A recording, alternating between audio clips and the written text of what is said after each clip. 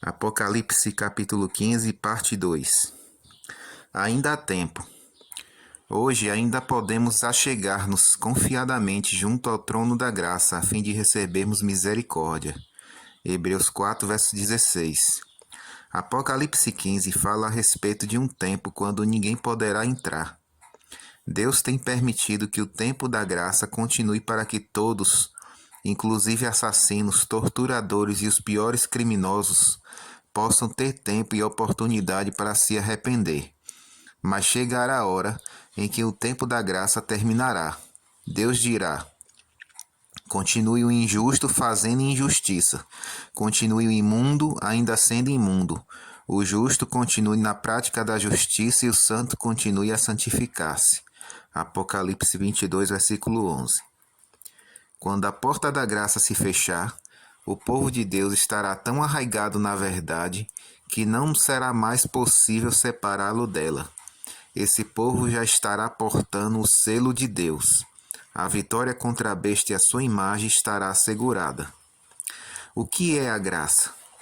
Muitas pessoas desconhecem o que seja a graça, embora creiam que serão salvas por ela. Para esquivar-se de certas responsabilidades impostas pela vida cristã, com frequência afirmam que estão agora na dispensação da graça, como se não houvesse graça nos tempos do Antigo Testamento. Se não houvesse graça antes da cruz, os que viveram antes dela não poderiam ser salvos, pois todos pecaram e o salário do pecado é a morte. Romanos 6, 23. Que somos salvos pela graça, não há dúvida, mas é claro que a graça não nos exime de todas as responsabilidades da vida cristã. Então, afinal, o que é a graça? Muitos dos que dizem ser salvos pela graça não sabem explicá-la. Assim, Paulo define a graça da seguinte forma: pois a graça de Deus se manifestou trazendo salvação a todos os homens. Tito 2, versículo 11. Entendemos que a graça de Deus é o grande plano divino centralizado em Cristo, para a salvação de todo pecador arrependido. Em outras palavras, é o Evangelho de Cristo. Atos 20, verso 24. Vê-se, pois, que a graça e o Evangelho são sinônimos. Como podemos nos apoderar da graça? O apóstolo Paulo diz: mediante quem obtivemos a entrada pela fé e esta graça. Romanos 5, verso 2. E depois de nos apoderarmos da graça pela fé, somos justificados por ela dos nossos pecados. Romanos 3, 23 e 24 diz: pois todos pecaram e destituídos estão da glória de Deus, e são justificados gratuitamente pela sua graça, pela redenção que há em Cristo Jesus. Mas quem poderá em verdade ser justificado pela graça por meio de Cristo? Aqui está a resposta do apóstolo: mas os que praticam a lei hão de ser justificados. Romanos 2, versículo 13. Ora, uma vez que é indispensável a fé para nos apossarmos da graça e necessária a observância da lei de Deus para sermos justificados por ela, concluímos que a fé e a lei estão unidas na salvação pela graça.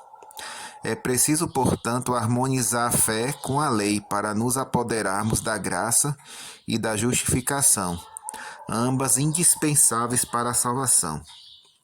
Agora sim, somos salvos pela graça através da fé, que nos conduz inexoravelmente a aceitar e observar a lei de Deus. Pois é pela graça que sois salvos por meio da fé. E isto não vem de vós, é dom de Deus, não das obras para que ninguém se glorie, pois somos feitura sua, criados em Cristo Jesus para as boas obras, as quais Deus preparou para que andássemos nelas. Efésios 2, verso 8 até o 10. Anulamos, pois, a lei pela fé? De maneira nenhuma, antes confirmamos a lei. Romanos 3, verso 31. Resumindo, o pecador é perdoado e justificado pela graça do Salvador, não para continuar a violar a lei, mas para daí em diante viver em harmonia com ela. Nas palavras de Paulo em Romanos 6, 14 e 15, dizendo o seguinte: Pois o pecado não terá domínio sobre vós, porque não estáis debaixo da lei, mas debaixo da graça. Que diremos, pois? Havemos de pecar por não estarmos debaixo da lei, mas debaixo da graça? De modo nenhum. Quando Paulo afirma que não estamos debaixo da lei, ele quer dizer como meio de salvação, pois é pela graça que sois salvos. Ninguém é salvo pelas obras da lei.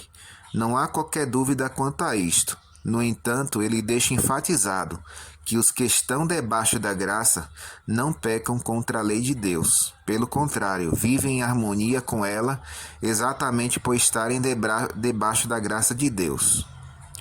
Por fim, o apóstolo apela que todos nós nos acheguemos com confiança ao trono da graça.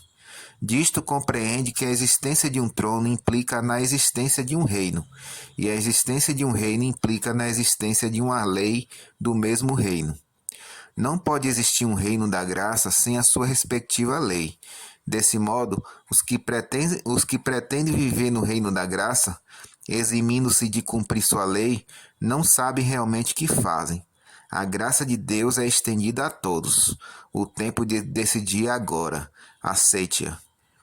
Deus abençoe cada um de vocês e cada um de nós possamos a cada dia aceitar a graça de Deus e vivermos em conformidade com a lei dele.